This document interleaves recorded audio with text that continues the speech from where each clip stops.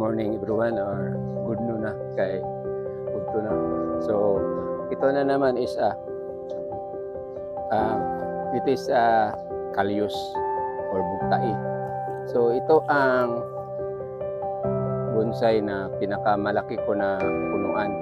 So nakita nyo ito, may butas dito, may sumol-sulpot kasing sanga dito or may gawas na yang or linghod pa ba.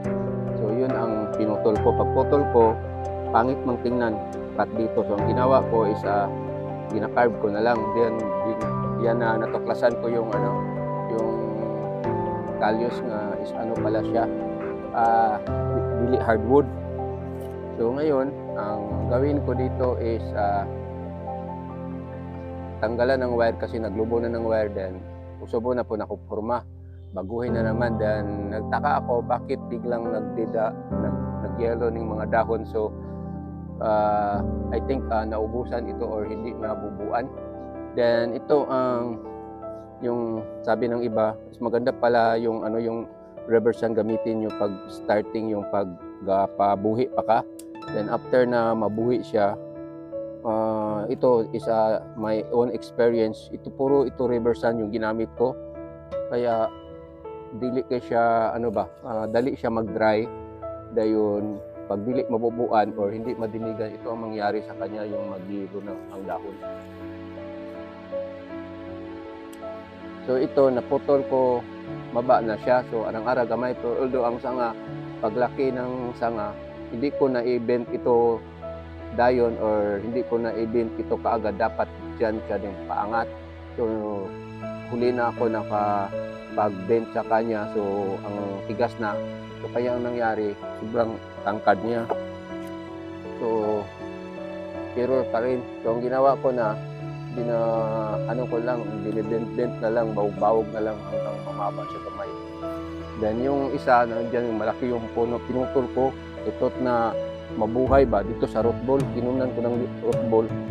Then may naiwang root ball kaunti pero namatay. So mabuti na lang yung pinutol ko na sobrang liit yung sa ilalim. Tinanim ko, nabuhay, pero nagagmay pa kay siya mga dahon. Maliit pa yung mga dahon niya. So so ang balikalyos ko dito sana is ito, 5. Still 5 pa rin, nabuhay marong yung pinutol ko. Pero 2 sana itong malaki. So mahirapan ako, kailangan ako may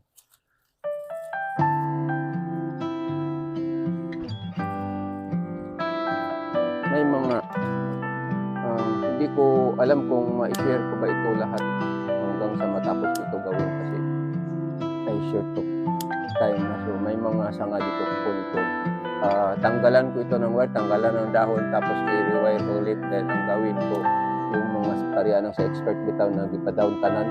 So try ko this one here, hilain ko ng todo mga lahat. So yung mga sanga nga murag wala na sa lugar, yun ang kunin ko yung double up ba para jutay-jutay na po sa nga di kailangan.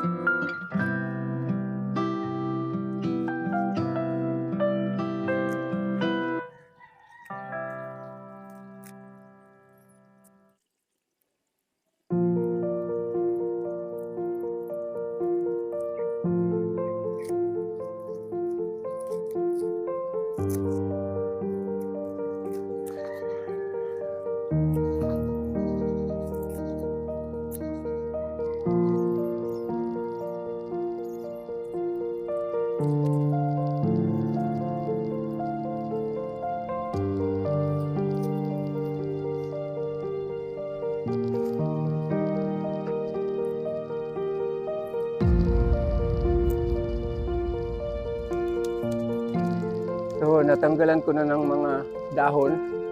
Ang sunod kong gagawin dito is magtanggal na naman ng wire. Ang gawin ko nito is ibahin ko yung form.